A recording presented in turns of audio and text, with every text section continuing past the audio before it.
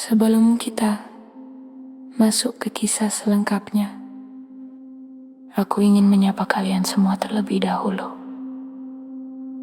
Halo sahabatku, kalian semua menyaksikan cerita ini berasal dari kota mana saja?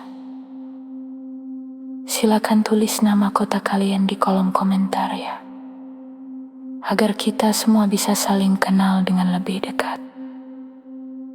Di sebuah kamar kos yang sempit, pengap, dan berjamur, seorang pria bernama Davian duduk sendirian menatap dinding kosong.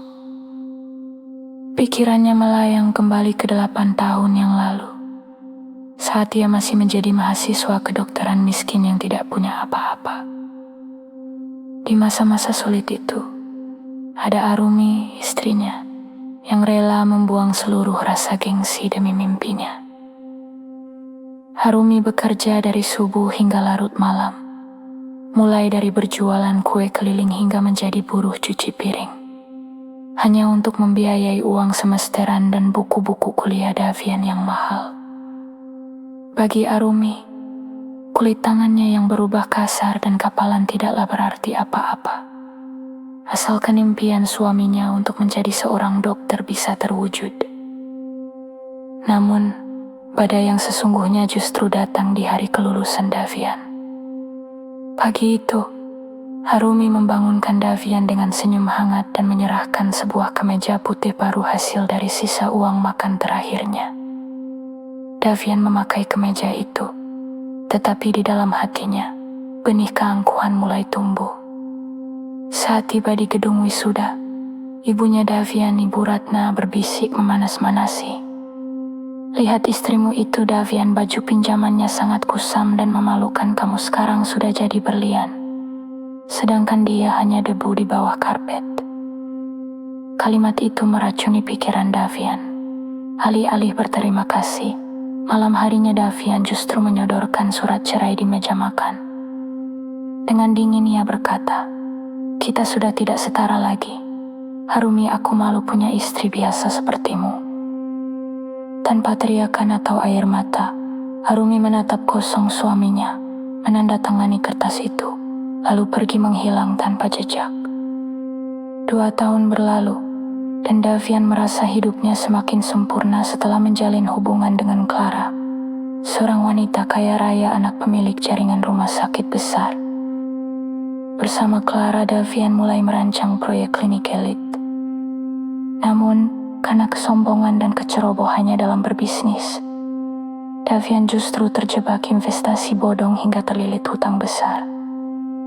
Di tengah kepanikan itu, sebuah perusahaan raksasa bernama PT Garuda Mandala diam-diam membeli seluruh surat hutang Davian dan menyita aset pribadinya. Karena frustrasi, Davian mendatangi kantor pusat perusahaan tersebut di sebuah gedung pencakar langit. Ketika pintu ruang direktur terbuka, Davian membeku. Kursi mewah di depan jendela berputar, menampilkan sosok wanita yang sangat anggun dan berkuasa. Wanita itu adalah Arumi.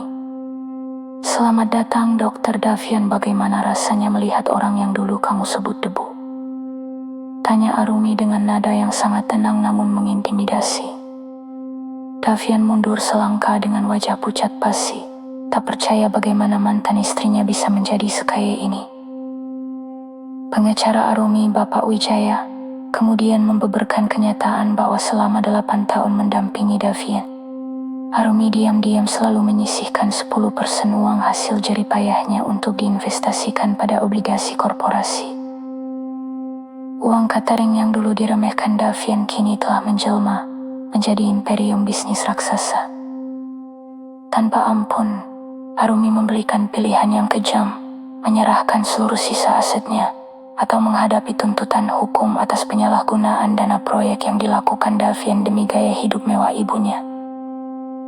Sambil menangis, Davian bersujud di lantai memohon belas kasihan, namun Arumi menjauhkan kakinya dan berkata, "Terlambat, Davian, kamu menceraikanku karena status. Maka sekarang mari kita bicara dengan bahasa kekuasaan yang dingin." Davian pun terpaksa menandatangani dokumen penyerahan aset dan jatuh bangkrut seketika. Kehancuran Davian menjadi mutlak ketika Clara dan keluarganya mengetahui skandal tersebut, membatalkan pernikahan dan mendepaknya keluar. Davian dan ibunya diusir dari apartemen mewah mereka, terpaksa kembali hidup melarat di kos-kosan sempit.